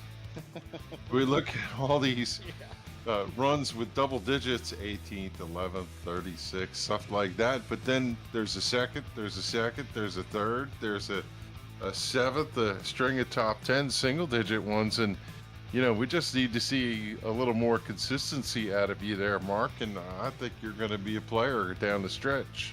Yeah, Kevin. I mean, this is kind of I used to run with these guys, Sim500 guys, years and years ago, like 2016, 2017, 18, something like that. Back when we had the Chevy SS Cup car, I think is what it was. So, however many years that was. But, a lot of these guys I raced with, but, with me being gone for so many years, I feel like I got to earn these guys respect back, right? So, I got to race them clean. We're gonna race hard, but I definitely try to pride myself on being one of the cleanest guys, not making too many mistakes, losing my car, causing a bunch of other people to have a short night. And I still feel like I'm in that process to gain these guys respect, and which is fine. And I think in time, once I start getting some of these guys with respect, the passes will come a lot easier. I won't have to abuse my car a little bit, but great group of guys, man. God dang, I love these guys so much, man. It's so fun. I mean, this league is very, very competitive. I mean, you got Kevin that's in a world of his own, but I mean, the rest of the field is just so tight. You look at practice speeds, you look at qualifying speeds, and then the race, different throughout the season and whatnot. You got your comers and goers and all that. So I've been doing this thing for 11, 12 years now, and I'm still learning myself. So I get around these guys that I never raced with before. I'm actually learning things off of them. So it's like we all kind of feed off each other in this league to make people better. And like I said, man, you got guys like Kevin King that's been doing this quite some time, man. I love it. I wish more of these fast guys like Kevin would race or were allowed to race. That way you can always ask a bunch of questions.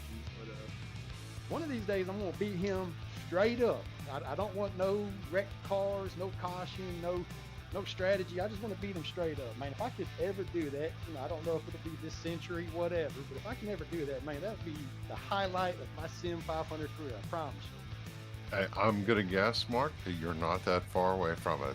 As good as you've been running, you just put it together, and sooner or later, luck is going to smile on you, and so will the skills. So, come on, Mark. We know you guys can put it together, and you'll find your place there, Mark. How about it? Just shout out. Well, I always say this every time I finish in the top three to all the guys, all the admins, y'all for the broadcast, Captain Esports. I can't wait to go back and watch this, man. I'm sure Kevin King's going to get a bunch of TV time. Hey, that's all right. I got to try a little bit harder, but Captain Esports for the broadcast, Chris, Kevin, y'all doing an amazing job. I love going back, and watch the broadcast, and just y'all's commentating is just spectacular, just spot on. So all the Sim 500 admins, Joey, for all the guys on iRacing that take their time to put things on like this for us to come out and enjoy every day of the week just about is I can't thank them guys enough to do that. Put up their that kind of money and all that good stuff to give us a place to call home. Definitely appreciate all them guys. Oh man, I tell you what, I'm gonna be thanking that shower here in a little bit.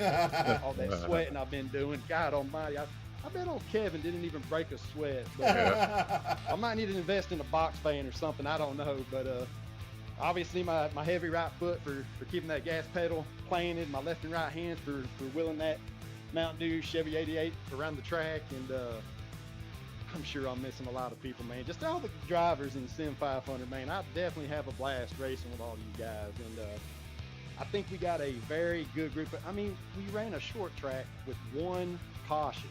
I mean, that's pretty amazing, and this car was a handful after several laps. I was going to ask you about that. Were you shifting tonight? No, I wasn't. That's what I was talking to Kevin about. I ran a bunch of laps throughout the week, over the weekend, shifting. And then I ran a bunch of laps, keeping it in fifth gear. And to me, I felt like leaving it in fifth gear was faster. So I kept it in fifth gear the whole race. And talking to Kevin, it sounds like maybe I should have been shifting, but I don't know. I felt like if I would have started shifting, I probably would have been that self-spinner, and I would have ruined a good race. But no, I kept it in fifth gear. And like I said, Kevin, there's just a few things I got to get ironed out and whatnot. And I'm going to be right there with him, breathing down his neck, making him be the one that's got to, do all that sweating and take a shower after the race. Not me, but there you go. Tonight it's me. I'll definitely be looking forward to it, but definitely appreciate all that y'all do. I think that's right around the corner. There he is, Mark Jorgensen Jr. He is second place tonight to Kevin King. Another top 5 on the season, and we're going to see more of that as the races go on. We're going to turn it over to Chris, who's caught up to Kevin King, our winner here tonight at Richmond. I guess we should say it's a 10. Instead of saying 10 straight wins, we're going to say 10 straight times he's talking to me in victory lane. for Kevin tonight. So, hey, man, congratulations. Obviously, a great win, and obviously 10 in a row. I know that's got to be cool to be able to be a part of. And another race where it looked like Jorgensen was just sitting back there studying you, but then that long run came, and you were just able to keep the tires under you. Yeah, no, thank you. 10's pretty surreal. I don't think I've ever been able to do that. So, and obviously very fortunate with circumstances and having good pace and all that fun stuff. But yeah, I mean, he's always fast. I mean, he's had bad luck, I think, all season long. It seems like when he's quick, I think at Texas he was really fast and got wrecked super early. So, I keep eyes when I race a lot of these guys. I'm looking at what they're doing in the rearview mirror quite a bit, probably more so than I should be, just to kind of study as much as I can what they're doing.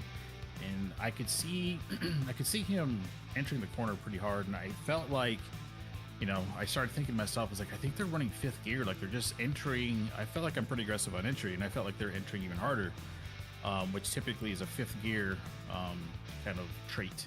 It just has more roll speed, and when I tried it, it feels good, but it just does something to the tires to where you kind of melt the right front off on entry, and then you're starting to hit the throttle to make it rotate, and it's just kind of it's something that creeps up on you, at least in my opinion. So yeah, I shifted all race, but he was quick. I just try to pace myself off his pace and keep in front the best I could, because I know aero is such a big deal, and really just.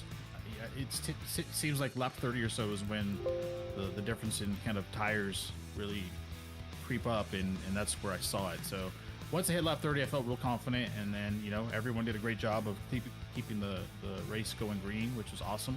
Didn't have to do any weird tire strategy stuff, but yeah, it was fun. Green flag racing is always a blast. One thing I caught that you were doing, and obviously you've had plenty of practice and laps around this track, I assume. So the one thing I noticed you were able to do different was just wrap that yellow line all the way around. Yeah, so I'm a big proponent of not arcing in here, especially with this car. It typically eats the right rear up as it is. So I enter really shallow, and it's kind of hard for me at times when I get myself in trouble. When I feel like I'm fast and I end up killing the tires is when I get through the corner. I just start to throttle up, and then it kills the right rear. So when you enter low like that, you just really have to wait a little bit longer than you think on exit, and it rotates perfectly. And there's a weird little transition off of two. I don't follow the grip lines that you see. I'm quite a bit lower than that, and so if I'm exiting below that, like a car length, I feel like it's the best for me, and it allows me just to not be on the throttle so hard. It's a straight exit, and there's really no benefit of really gassing up and kind of arcing exit as well. So it's something that I've been taught by some really good drivers. Kenny Humpy's a good friend of mine, co-champion. He always wrapped the bottom, and I always try to emulate what he did. And I feel like if I'm patient enough, I'm able to do it pretty well. And the other question, me and Kev talked about this early in this race, and one thing I heard in a cup race actually a couple weeks ago, they talked about Denny Hamlin on flat tracks and how good he is. And the one thing he talked about was the car itself and how you handle carrying the momentum through the corners with that little bit of like staying into gas. Where a track like Richmond, let's go back in the day, that car you would brake and you would just let the car roll through the corner and then get back to the gas. How much has that changed your driving style in that standpoint? Because this car, you got to stay in the throttle, it seems like, to get through the corner. Yeah, and I think it's difficult because you want to enter the corner so hard, but with the way this car is, the way the brakes are, they're so touchy. Like the master cylinders you run, the combination, right, the brake bias, all that stuff is pretty driver dependent, but you really want to be in a little, there is a sweet spot to want to be in and try to make sure you're in that area at all times and adjust your driving around that. So yeah, there's definitely a time where you're like, okay, how hard do I enter the corner to kind of create speed? How hard do I, not enter the corner and back it up? And then if I do that, am I gassing up too soon, right? And so right, the thing that it really helped me was you can lift a lot on this car, and it's just about not braking as much, right? So a lot of people think like I go in really hard, I brake really hard, then I'm slowing down to the corners, and it's faster and it saves tires, and really it's not. It's just you got to think about the weight transition of what it does to the tires and all that fun stuff. So for me, probably looks like I'm entering pretty hard because I lift early, but I carry more speed, but I'm able to control the tire yaw on entry, which allows me to just kind of carry more speed than I probably think I am. And that's where the time is made up. It's not really trying to attack the corners because, again, it makes you feel fast, but about 20 laps later, you're thinking like, oh my God, what just happened on entry? Like I have no grip. And then it kind of translates to the exit. So it's really just about like how much can I push the entry before I feel like the right rear is giving up on me. And that's probably the most key with this car. And it's really about how you brake and how you lift and how much throttle you keep in it without getting too far past the line where it doesn't like it. Well, great job tonight, man. Congratulations on another win. Obviously, next week it's Michigan, and we'll see if you can go get number 11 in a row, but send some shout-outs. Yeah, shout out to Beasley. He pulled the daughters at practice card on me tonight. So he said, yeah, he followed that up with, I just, couple tracks in the future are going to be in my strong suit, which is Michigan, wide open, pretty much. Not so much in this car, but he's really looking for Daytona, I think, or Talladega, whatever the next super speedway is. But yeah, I really want to appreciate all the guys. They gave a lot of room. I tried to let them battle as much as I could. I understood, I had a decent lead, but they were very respectful. It wasn't anyone trying to cut you off when you caught them and all that fun stuff. It really just, I can't tell you the last time I've had a long green flag. I think it was like 130 laps, I think, or somewhere around that, maybe 120-ish or so, which is amazing. Really great job. Shout out to Mike. I thought he was dead in the water when he pit, and he came back and finished third, which reminded me of something that I did before. I'm like, if it works, if it goes green, it could potentially work. So good job to him. Good job to Mark. But yeah, I just really appreciate all the guys in the league.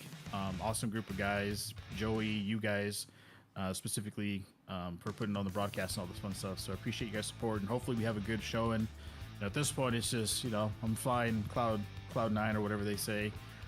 Just having fun with guys that I enjoy racing. So hoping to see some more of them back next week and keep it going. There you go, man. Great job tonight. Congratulations. Thank you. Appreciate it. Yes, sir. Kevin King, the winner here tonight at the Richmond Raceway, and he'll see if he can go get number 11 in a row next week at Michigan, which will be race number 21 of the season. As we pull up the points, 6 races left now after tonight. And, of course, King's pulling away with the regular season title. Mike Kelly now 70 points ahead himself almost of Tyler Dalton in third. That just shows you enough right there of how great of a season Mike is having. He has he has 1 win, 10 top 5s, and 13 top 10s, and a near 70-point lead over third in the standings. So Mike's having an incredible season there. But let's go down to that 16th or that 20th place bubble. Mark Jorgensen, now the bubble guy, so he is pretty much in now, which is some great news for him, as he is now officially in the 20th position and a 15-point lead over Matt Rodolasso. Brian Wortman is right there. Robert Fryery is right there. But the one name that kind of catches my eye, Kevin, as I bring you back in here, is not Mark Jorgensen in 20th. You would think that would be the one name, but I look up there at the 7th position. Wesley Donaldson. Remember how his season started? And yes, there's 4 drop weeks in there. Let's not discredit that and discredit Wesley here, though. But you still got to have 16 good races to put yourself in that position. He was dead in the water earlier this season, near 40th in points at one point, and is now 7th. Yeah, and he rescued himself tonight with the top 10 finish after that slip late in the race. That could have been catastrophic if it was hard contact, but for him, he was able to muster out a top 10, and we saw him down in the lower 20s earlier in the season. Now to find himself, in the bottom half of the top 10, that's quite an accomplishment. It's going to be an interesting couple of weeks. We got to get past Michigan, which I think Kevin is going to be stellar at, but when we start looking at the opportunity for other drivers to win, of course, we have Daytona, we have Watkins Glen coming up, which will be interesting. See if any of our road course, ringers can win. We've got Talladega in the schedule, so there is some of those wild card ones. Thinking about Richard Beasley, he is known as the super speedway ace, and so it's going to be an interesting mix of tracks in the next couple of weeks. We got to get through Michigan, then we go to Daytona. We have an off week. Atlanta Motor Speedway, that's the new one. Believe that's going to be the old one, if I remember correctly. We ran, which one did we run earlier this season? I think it was. I thought it was the old one. I should know this. Let me go back and look real quickly. I'm sure it's the legacy one. The question is? It was the new one we ran. Oh, no, it was the 08. Never mind. You're right. So it should be the new one. 08. So I think we're going to race the new one, which races a lot like a restrictor track. So, yeah, it'll be an interesting run of races coming up. Should be a lot of fun. And, of course, yeah. Go ahead. We have Richmond again back on October 28th. So I think a lot of drivers should take heed to go watch the coverage tonight and see if they can learn something. And I'm not sure, did Kevin realize how much he gave away there at the end? Hey, I'm sure he doesn't mind because he wants that competition, it sounds like to me. Yeah. But, hey, I want to go back to the Wesley conversation really quickly. I just went and looked real quick. Rockingham, which was the 5th race of the season, he was 42nd in points. He's now 7th. So great job by the 91 car to fight throughout the season. So, Kevin, any final words before we go to Michigan and have some fun? You know, I'm going to say this out loud. Congratulations to the 3 team from last night. I know that people are up in arms about what it was, but 3 laps before that, Austin Dillon had a legitimate win in sights. And say what you want, I just love seeing Richard Childress' team get the win. Those people work as hard as anybody else, and when it translates to Kevin King, he also deserves the kudos. I know sometimes, you know, it is a tiring thing to see somebody win 10 in a row, but certainly what we're witnessing right now is history. As Kevin King is just having a spectacular once-in-a-lifetime season with us here at Sim500. But that does not mean, Chris, that he's going to take the 811 crown later this year. There's still so much on the table from racing standpoint, and you just got to watch the rest of the season to see how it folds. Perfectly said. We'll shall see. We'll see you next week in Michigan, bud. Appreciate 811 for, of course, sponsoring the series. As always, they sponsor the Xfinity and the Cup Series season. Make sure you check out sim500.com. as they got some upcoming off-season leagues that are going to be kicking off. That'll get us back to Daytona in February. You can be a part of those, including, I believe, a new series Tuesday night here coming up shortly. So if not already, tomorrow night, we'll have to see. But you can check out all the information at sim500.com. So appreciate Kevin England, as always, for joining us here in the booth on Monday nights. We'll be back next week from Michigan. Next league broadcast for me will be coming up on Thursday. So hopefully you'll come join us from the Chicagoland Speedway. So should be a lot of fun there. And appreciate everybody for joining us. As always, remember, this isn't just a game. It's iRacing. See ya!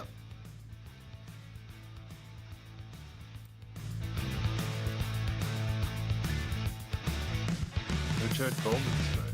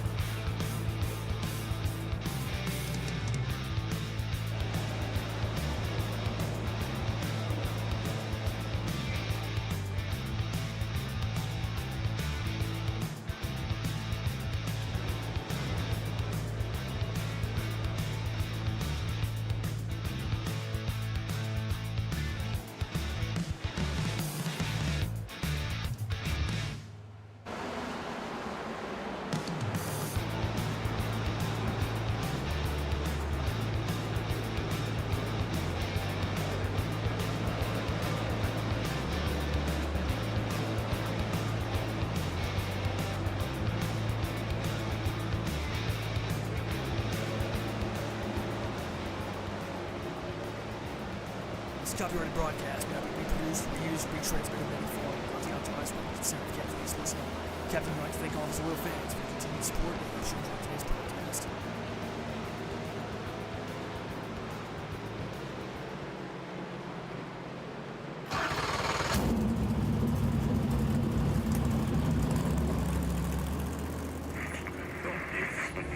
The following is a special presentation.